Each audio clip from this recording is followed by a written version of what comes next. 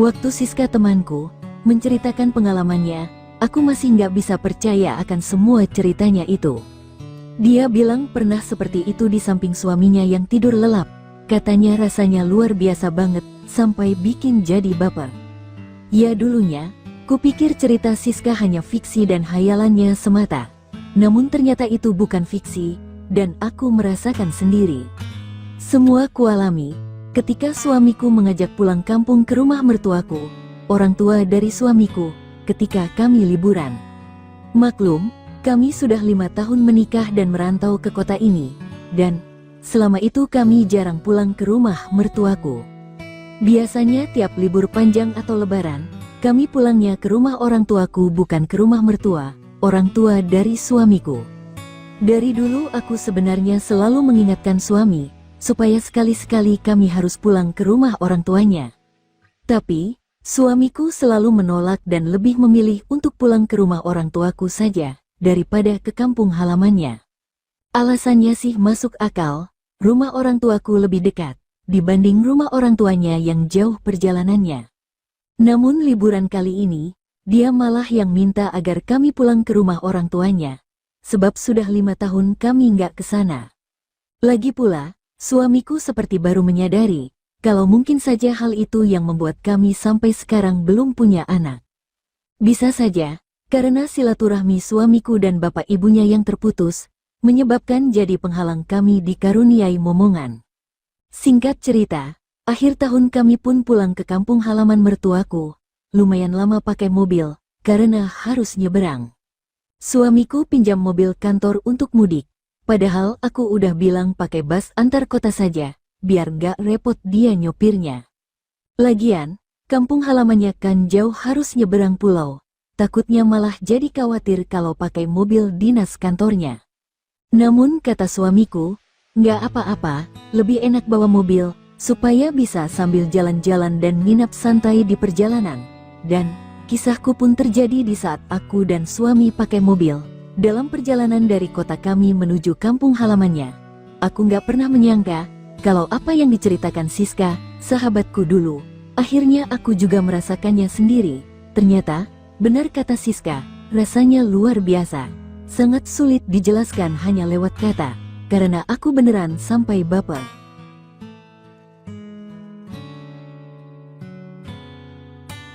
Waktu mau jalan, aku berniat pakai sweater dan celana jeans panjang, supaya lebih praktis, tapi suamiku malah melarang. Dia menyuruhku pakai gaun pendek saja, biar lebih santai. Lagian kami kan pakai mobil sendiri, nggak naik bis antar kota.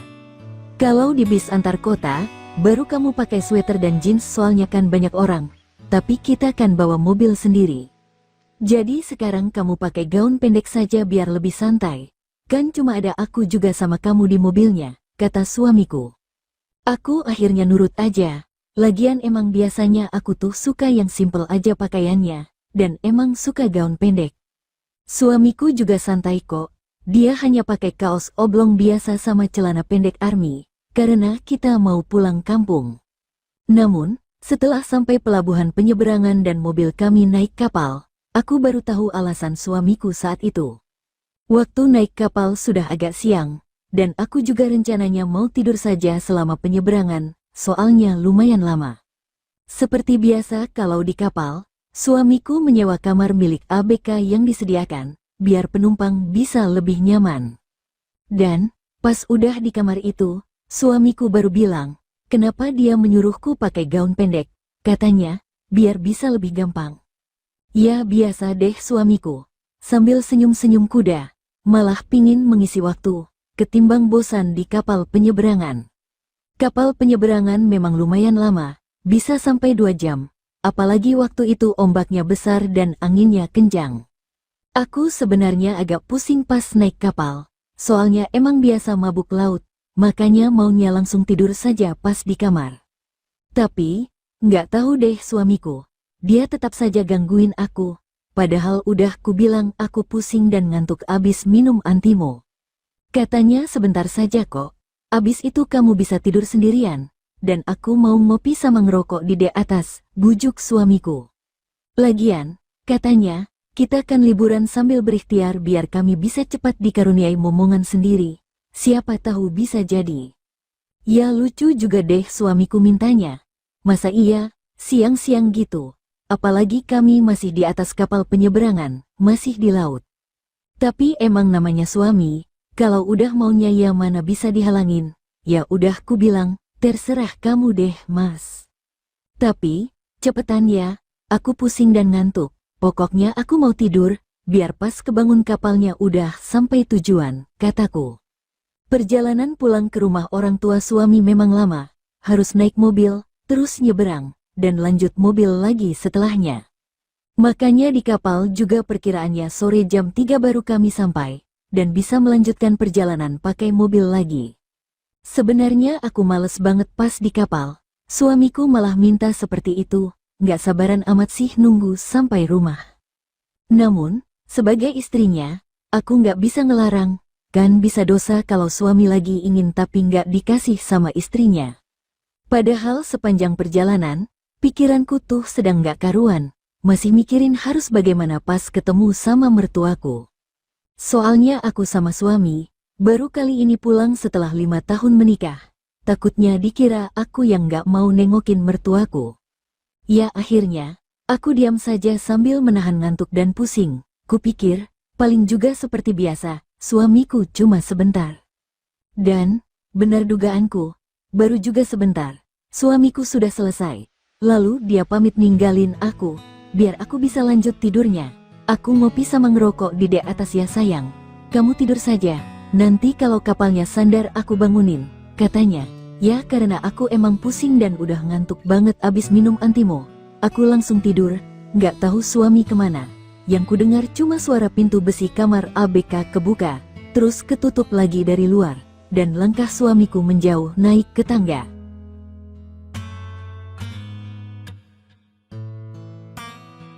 Aku nggak ingat berapa lama aku sempat terlelap, sempat kebangun sebentar, tapi aku tidur lagi karena kapal belum sampai. Ya aku ngerasa kayak antara sadar dan nggak sadar, soalnya memang pusing dan ngantuk sekali, karena kapalnya oleng. Kadang mataku kebuka, tapi aku merem lagi mencoba tidur supaya nggak mual dan muntah, karena kapalnya goyang-goyang. Mau naik ke dek atas nyusul suamiku, tapi aku males, nanti yang ada aku malah tambah pusing kalau dibawa jalan ke atas. Apalagi, kulihat di ponsel baru jam 1.30 siang, dan kapal baru setengah jam berlayar, masih 1,5 jam lagi sampainya. Mau nelpon suami untuk belikan aku minum dan cemilan di atas, tapi saat itu beneran nggak ada sinyal, karena kamar di bawah. Akhirnya aku kirim pesan saja ke suami. Aku minta dia belikan aku minum sama jajan cemilan untuk aku di kamar sewa ABK ini. Abis ngirim pesan, aku lanjut rebah dan tidur lagi. Nanti juga pesannya masuk dan suamiku balik ngasih kepadaku di kamar. Nggak lama, suamiku beneran datang lagi ke kamar. Aku cuma dengar pintu besi kebuka, lalu ketutup lagi dari dalam kamar. Tapi karena aku ngantuk, antara sadar dan mimpi, aku cuma bilang taruh saja minum dan jajannya di pojokan, nanti aku bangun. Aku bilang gitu sambil tetap rebah ke samping membelakangi suamiku, dan suamiku juga nggak menjawab apa-apa lagi. Ya antara sadar dan nggak sadar deh pokoknya waktu itu, tiba-tiba saja, suamiku lucu banget. Bukannya ninggalin aku lagi. Biasanya juga kalau di kapal dia suka ngopi sama ngerokok di kafe kapal di dek atas, nggak peduli sama istrinya kalau di kapal.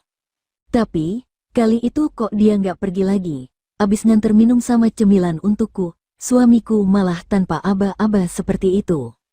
Aku awalnya mau nyuruh dia naik lagi saja ke atas, kan dia bisa ngopi sama ngerokok biar nggak bosan dalam perjalanan kapal. Namun, karena rasanya antara sadar dan mimpi, aku nggak bisa berkata apa-apa lagi, soalnya suamiku sudah memulai semuanya. Hanya bedanya, aku agak heran juga saat itu, nggak kayak sebelumnya, dia buru-buru banget, kali ini kok kayak dia ragu padaku. Seperti dia takut kalau mengganggu tidurku, dan khawatir aku marah karena kebangun karena ulahnya, pas aku lagi pusing banget. Sampai akhirnya, ku bilang udah nggak apa-apa mas. Aku juga udah mulai stabil dan gak pusing kok, kataku menahan tawa. Ya, aku bilang gitu tanpa berbalik. Jadi tetap membelakangi suamiku, hanya bisa bayangin muka pingin dari suamiku saja. Soalnya dia tuh lucu banget kalau sedang nyengir kuda, takut nggak dikasih sama aku, apa yang sedang sangat diinginkannya. Akhirnya, perjalanan pulang kampung ke rumah mertuaku, kuanggap saja sekalian liburan bulan madu bersama suamiku. Siapa tahu, beneran kata suami, mungkin malah bisa jadi kalau di atas kapal, dan kami bisa beneran dapat rejeki punya momongan. Jujur saja, aku kayak merasa sedang mimpi siang itu, soalnya, suamiku jadi beda banget, nggak seperti biasanya, kali ini agak lain.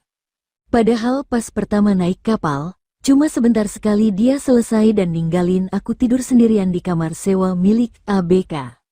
Akan tetapi, setelah ngopi sama ngerokok di dek atas, kok sekarang suamiku jadi beda sekali, jadi kayak sedang mimpi saja aku.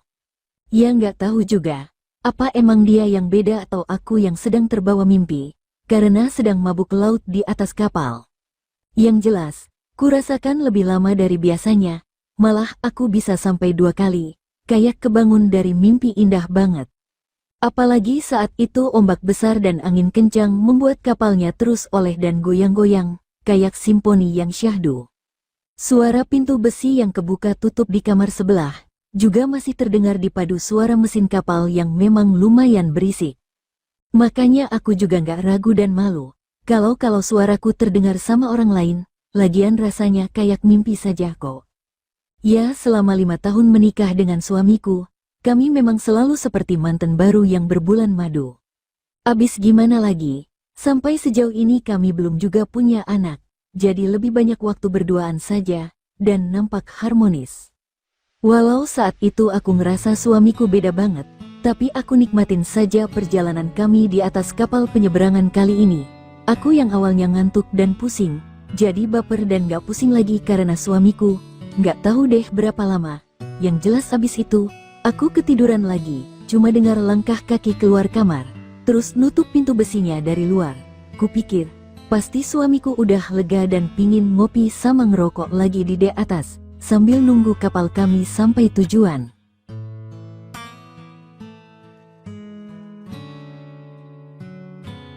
Namanya juga naik kapal pas ombaknya gede dan anginnya kencang, kapalnya jadi mengayun bikin aku nyenyak tidurnya.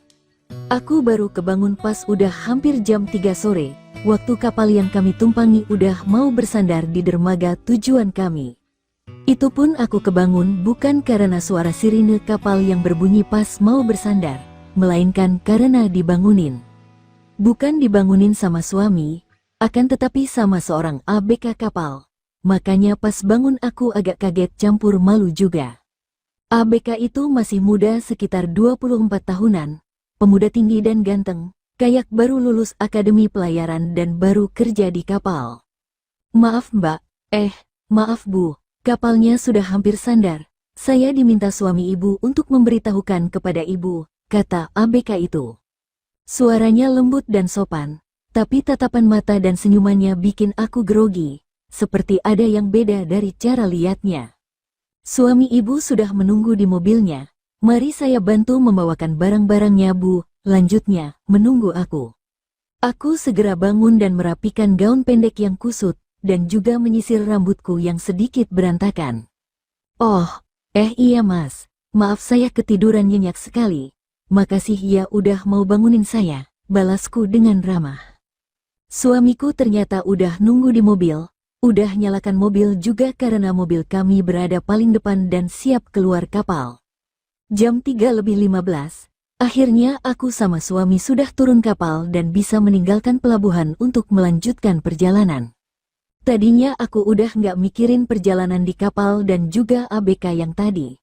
Namun pas udah di mobil, aku malah jadi kepikiran. Soalnya, aku baru ingat minuman dan cemilan yang dibelikan suamiku ketinggalan di kamar sewaan ABK yang ada di kapal. Namun, aku jadi bingung. Pas aku bilang ke suami, dia malah balik nanya padaku. Katanya, mungkin aku cuma bermimpi. Sebab, kata suamiku, dia nggak pernah membelikan minuman dan cemilan. Dia ngopi di atas sampai kapalnya sandar. Kamu ngigau kali sayang.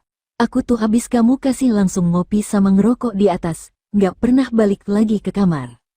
Atau kamu sengaja ya? Mentang-mentang aku lupa nggak belikan minum dan cemilan di kapal, kata suamiku menjelaskan. Dipikir aku cuma bercanda dan pingin minum dan jajan. Suamiku malah minta maaf, terus berhenti di depan minimarket. Suamiku lalu turun. Katanya mau beli minum dan cemilan, sekalian dia mau beli rokok, sementara aku nunggu saja di mobilnya. Saat itu, aku jadi baper dan pikiranku jadi campur aduk. Kalau bukan suamiku, terus siapa yang masuk ke kamar ABK tadi? Kalau aku cuma mimpi, juga nggak mungkin deh, soalnya aku beneran ngerasain itu kayak bukan hanya sekadar mimpi. Tapi, masa iya dia itu pemuda ABK yang tadi ngebangunin aku? Duh. Aku jadi bingung, tapi diam-diam dadaku jadi berdebar juga. Masa iya setelah suamiku naik ke dek atas, terus pemuda itu yang datang ke kamar ABK yang kami sewa selama perjalanan kapal. Dan, pikiranku makin gak karuan kalau mengingat semuanya. Pantas saja dia sempat ragu, karena emang bukan suamiku. Aku jadi malu banget kalau ingat, soalnya malah aku yang menyambutnya karena kukira dia suamiku yang balik ke kamar. Tapi aku berusaha wajar kayak nggak terjadi apa-apa saja. Lagian aku mau cerita ke suami, dia malah ngatain kalau aku mimpi. Akhirnya selama lanjut perjalanan pakai mobil, aku cuma diam saja, nggak ngomong soal yang di kapal lagi sama suamiku. Ya, mau dibahas juga percuma karena suami nggak percaya. Malah nanti dia mikirnya aku sedang halusinasi atau suka berimajinasi. Ya mending, biar ku simpan sendiri saja. Sambil berharap pulangnya kami bakalan naik di kapal penyeberangan yang sama lagi.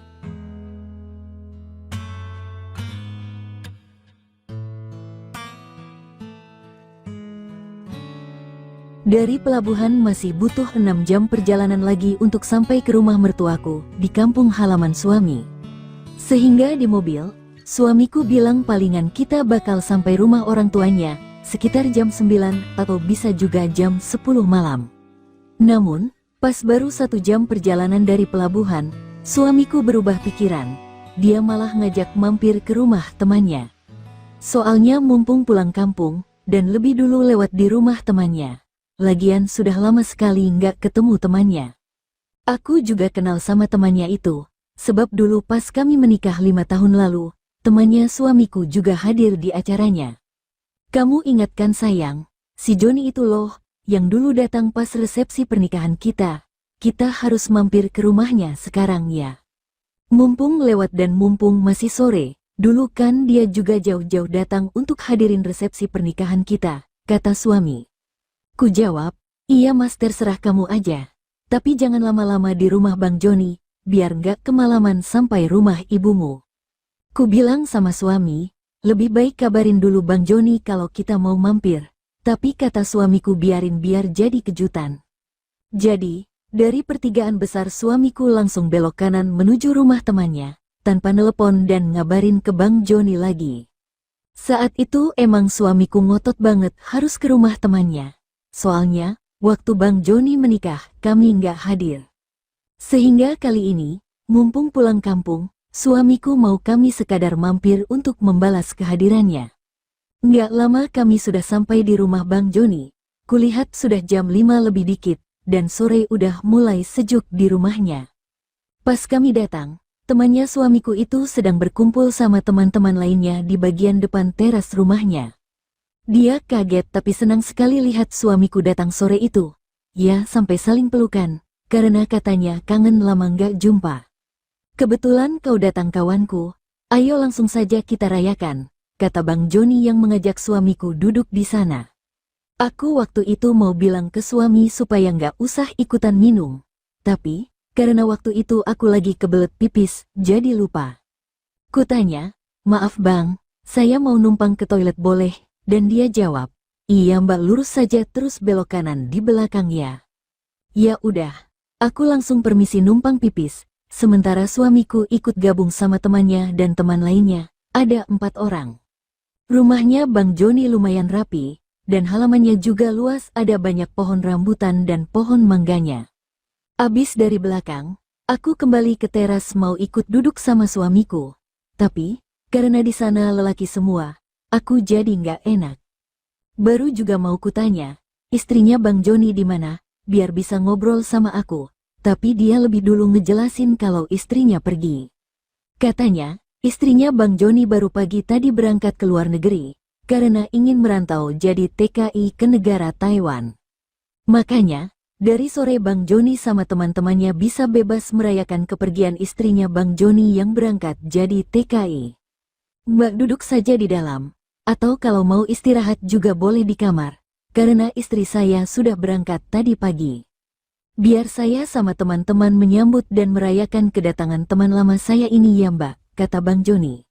Suamiku malah senang dan nyuruh aku istirahat aja dulu sebentar, karena dia masih mau minum dan ngobrol sama temannya. Nggak apa-apa kan sayang, cuma sebentar kok.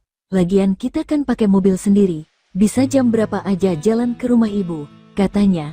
Ya akhirnya aku nurut aja, lagian aku juga capek di perjalanan. Jadi aku pamit aja sekalian mau mandi biar lebih segar. Biarin aja deh sekali-sekali suamiku bisa bahagia kumpul lagi sama teman lamanya. Asal nggak kebanyakan minumnya saja.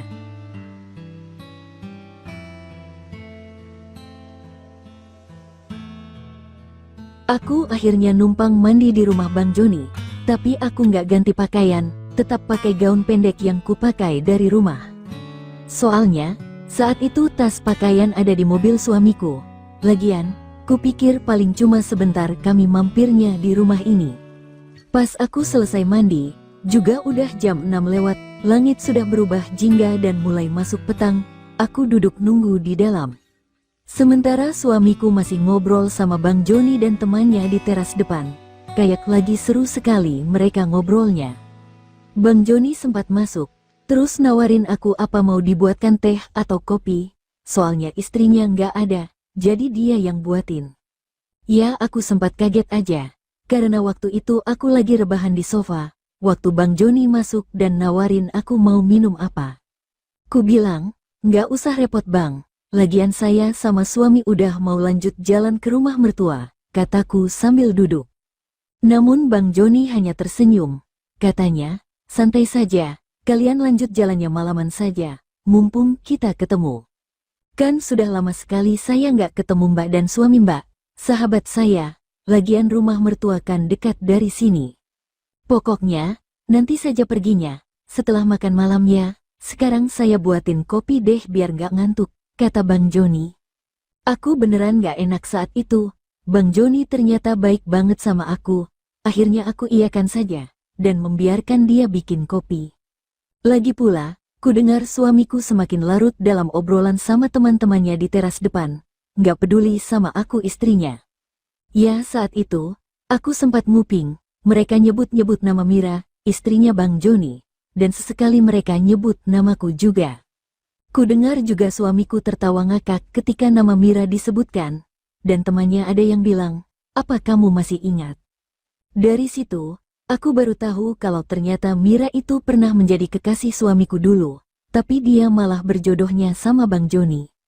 Jujur saat itu aku kecewa sama suami, pas kami nikah dulu, dia ngakunya aku adalah wanita pertama dan cinta pertamanya. Padahal, ternyata sebelum merantau ke kota kami dan bertemu aku, suamiku pernah lama menjalin asmara dengan Mira, di kota ini. Ya walau aku nangkapnya samar-samar obrolan mereka, tapi ceritanya sudah cukup jelas bagiku, yang diam-diam ikut nguping. Ternyata, dulu suamiku dan Mira hampir menikah, namun suamiku meninggalkan Mira karena harus bekerja dan pindah kota. Suamiku diterima jadi ASN di Pemda kota kami. Dia pergi ninggalin Mira, janji akan menikahi Mira pun hanya tinggal janji. Sebab di kota kami, suamiku bertemu aku dan malah menikah denganku, sementara Mira di kota ini akhirnya jadi patah hati. Aku masih mau nguping biar lebih jelas, namun aku jadi kaget karena tiba-tiba Bang Joni menepuk bahuku, sambil tersenyum. Nih kopinya Mbak, diminum dulu biar nggak ngantuk. Katanya sambil menaruh cangkir kopi di meja kecil di dekat sofa dudukku. Ku jawab, iya terima kasih Bang. Oh ya Bang, kenapa istrinya berangkat jadi TKI, apa aman saja di sana? Kataku jadi bertanya. Aku sebenarnya pingin banget nanya langsung, apa benar dulu Mira istrinya adalah kekasih dan tunangan suamiku? Tapi kan gak enak, kalau langsung nanya kayak gitu. Namun, Bang Joni seperti bisa menangkap kemana arah pembicaraanku. Jangan masukkan di hati obrolan teman saya ya Mbak. Ya itu kan masa lalu, istri saya juga sudah keluar negeri kok, kata Bang Joni. Dia khawatir kalau aku cemburu dan akhirnya bertengkar sama suamiku, hanya gara-gara dengar cerita masa lalu suamiku dan Mira. Namun, karena aku sudah terlanjur kecewa sama suami yang gak jujur, aku pun mendesak Bang Joni untuk menceritakan. Ya, karena Bang Joni juga lagi pusing kebanyakan minum. Akhirnya dia pun tanpa sadar menceritakan semuanya padaku. Dan, semua cerita masa lalu suamiku benar-benar membuat aku kecewa. Pantas saja sejak dulu suamiku gak mau ke kota ini.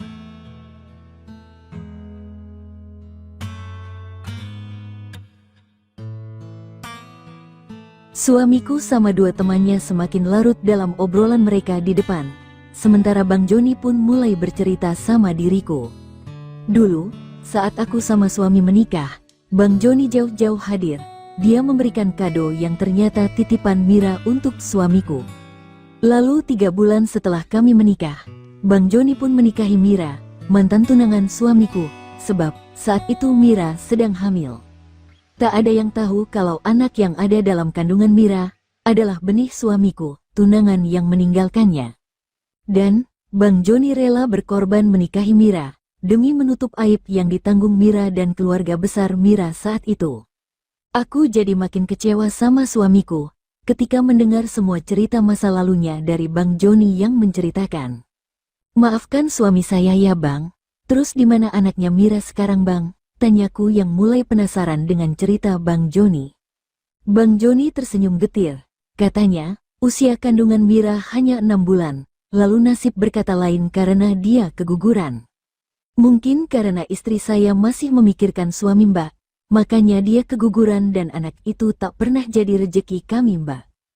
Dan sejak saat itu, pernikahan saya sama Mira juga hanya sebagai simbol saja, karena Mira tak pernah mencintai saya, katanya.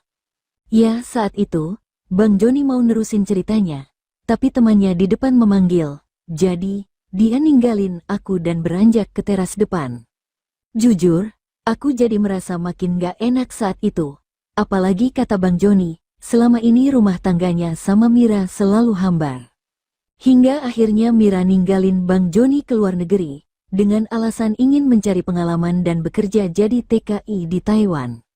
Sudah jam 7 malam saat itu, dua temannya Bang Joni sudah pamit pulang karena sudah ditelepon sama istri mereka masing-masing. Sementara suamiku sama Bang Joni masih minum di teras, sambil ngobrol tentang pekerjaan dan perkembangan daerah ini. Karena hanya ada mereka berdua saja, aku pun menghampiri ke depan. Aku minta mereka berdua masuk saja ke dalam. Kalian minum di dalam saja, karena ini sudah malam loh. Saya minta izin juga ya Bang, biar saya yang masak untuk makan malam. Kamu juga Mas, sudah cukup deh minumnya. Mandi sana, terus abis makan malam, kita lanjutkan perjalanan, kataku. Nada suaraku kubuat ketus, karena aku kesal sama suamiku. Dan, mereka kayak kompak nurutin aja semua perintahku. Aduh, galak bener sih istriku.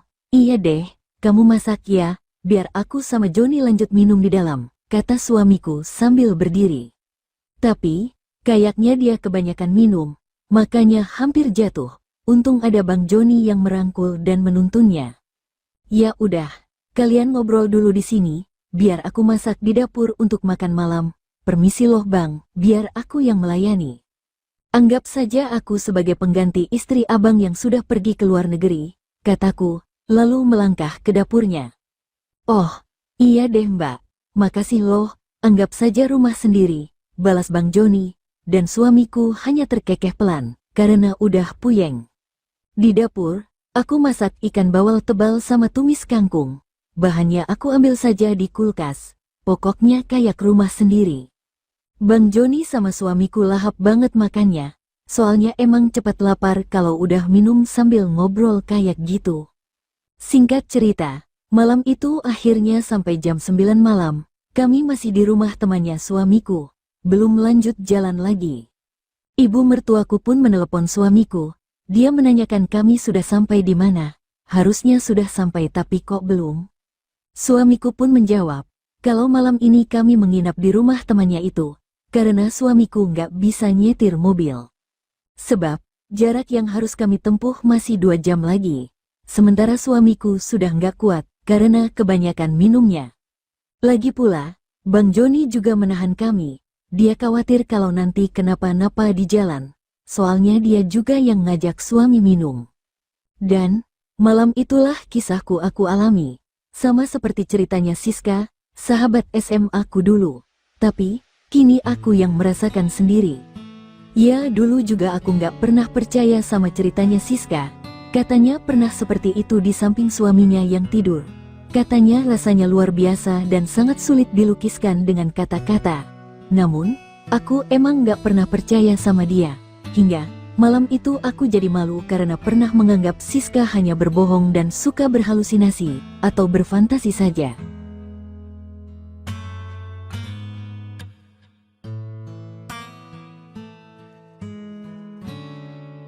Perjalanan liburan panjang ke rumah mertuaku, akhirnya beneran panjang, harusnya cuma 12 jam sudah sampai.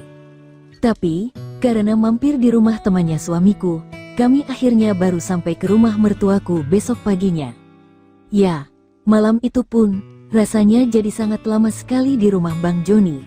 Abis makan malam, aku langsung masuk kamar saja. Bang Joni menyuruhku istirahat saja di kamarnya, karena istrinya juga sudah pergi merantau jadi TKI ke luar negeri di Taiwan. Mbak tidur saja duluan, anggap saja rumah sendiri, biar saya sama suami Mbak ngobrol dulu, masih seru nih, kata Bang Joni padaku. Iya sayang, kamu istirahat saja biar besok bisa bangunin aku paginya, dan kita lanjut jalan ke rumah ibuku, timpal suamiku. Ku jawab, iya deh, aku pamit duluan ya Bang, tapi kalian jangan kemalaman begadang, takutnya suamiku bangun kesiangan besok. Aku kan gak enak sama mertua, entar dikira aku gak mau diajak ke rumah orang tua dari suamiku, balasku dengan ramah. Pas aku masuk kamar udah jam 10 malam, suamiku sama Bang Joni masih saja ngobrol sambil lanjut habisin minuman yang tadi. Nggak tahu berapa lama, aku sempat terlelap sebentar, soalnya masih agak pusing setelah naik kapal penyeberangan. Aku juga nggak lihat jam berapa, tapi pas bangun tengah malam, aku sudah nggak mendengar suara obrolan mereka. Padahal, jarak kamar sama ruang tengah di rumah itu hanya beberapa meter, tapi suamiku sama Bang Joni sudah sepi. Tadinya juga masih ngobrol sambil ketawa-ketawa mengenang masa lalu, waktu mereka sama-sama masih SMA di sini. Karena nggak ada suara dan sepi sekali, aku akhirnya keluar kamar. Dan benar saja, suamiku sama Bang Joni udah pada tidur. Suamiku kelihatan nyenyak banget ketiduran di sofa. Sementara Bang Joni, tuan rumahnya, malah ketiduran di matras lantai. Aku terus ke sana dan membereskan gelas dan piring cemilan, juga sisa asbak yang berantakan, kurapikan saja biar nyaman. Soalnya aku tuh emang orangnya bersihan, nggak bisa lihat kondisi rumah yang kotor dan berantakan, jadi semua kurapikan. Kulihat saat itu sudah jam 1:30 dini hari. Aku jadi nggak ngantuk lagi karena sempat ketiduran beberapa jam tadi. Saat itu, aku mau bangunkan suamiku untuk menyuruhnya pindah ke kamar. Soalnya aku agak penakut nggak berani tidur sendirian. Lagi pula ini kan rumah orang lain, aku ngerasa nggak bisa nyaman dan nyenyak tidurnya kalau hanya sendirian di kamar. Aku melangkah pelan ke arah sofa, mau bangunin suamiku. Tapi, saat itulah aku jadi kaget bukan main, karena Bang Joni. Dia tiba-tiba saja menarik tanganku, ketika aku melewatinya di matras lantai di dekat sofa di mana suamiku sedang tidur pulas. Bang, kok belum tidur? Ngagetin aku aja sih, kataku, sambil menatapnya. Anehnya, aku bicara sangat pelan, kayak takut juga. Takut kalau suamiku kebangun, padahal niat awalku emang mau bangunin suami. Bang Joni nggak menjawabku dengan kata-kata. Dia cuma tersenyum penuh makna padaku, lalu kembali menarik tanganku. Tak ada yang memaksa, namun aku menurutinya. Jangan dibangunkan suaminya Mbak. Kasihan dia capek, biarin istirahat, kata Bang Joni, setelah aku duduk di matras dekatnya. Tapi Bang, kataku, Aku mau bilang kalau aku nggak bisa tidur sendirian di kamar orang, makanya mau nyuruh suami pindah. Hanya saja, belum juga aku selesai bicara, Bang Joni sudah lebih dulu melarangku, dan dia membungkamku tepat di bibirku.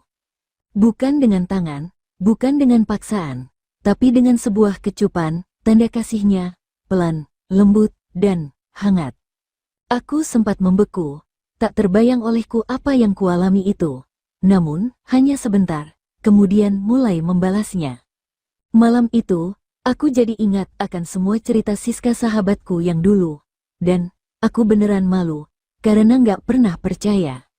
Bang Joni pun melanjutkan ceritanya padaku, kalau dia dan Mira istrinya, selama ini selalu hambar menjalani rumah tangga. Semua karena Mira masih belum bisa melupakan suamiku, mantan kekasihnya dulu, yang telah memetik kehormatan Mila. Istriku masih percaya kalau suatu saat dia dan suami Mbak bisa kembali bersatu, karena katanya mereka pernah berjanji. Walau mereka sudah menikah dengan orang lain, tapi cinta suci dan hati hanya untuk mereka berdua Mbak, bisik Bang Joni. Ya, saat itu aku bingung mau bilang apa, antara aku kesal dan kecewa sama suamiku yang selama ini nggak jujur pada diriku. Tapi pikiranku juga jadi campur aduk mengingat semua cerita Siska sahabatku itu, sementara suamiku makin mendengkur. Ya, salahku juga malam itu, sebab waktu makan malam aku yang bilang anggap saja aku ini pengganti istrinya yang keluar negeri. Makanya Bang Joni gak sungkan lagi untuk menceritakan semua keluh kesahnya padaku malam itu, sangat terbuka dan jujur. Aku sendiri sampai baper rasanya, sebab di samping kami ada suamiku yang sedang pulas banget tidurnya, sampai mendengkur, "Bang, pelan saja ya ceritanya, aku takut suamiku kebangun." Kan kata abang, kasihan kalau dia nggak dapat istirahat, kataku. "Iya Mbak, kita pelan-pelan saja, yang penting Mbak bisa memahami dan menangkap semua cerita ini," balasnya. Aku sendiri nggak ingat lagi, bagaimana semuanya bisa terjadi. Yang jelas, benar kata Siska sahabatku, rasanya luar biasa.